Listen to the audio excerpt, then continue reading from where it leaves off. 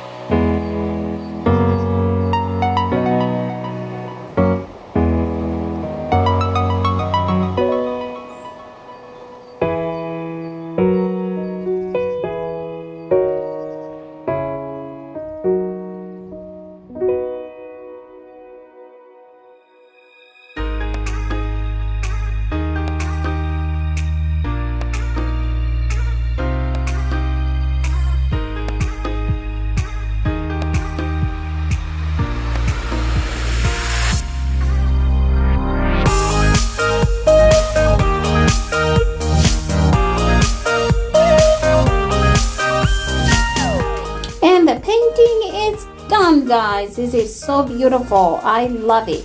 This is a monochromatic painting because I only used 2 colors and they are in the same family, like black and white. Anyway, as I promised you earlier, here is a list of the recipe of what I used. Drum roll please. Here it comes.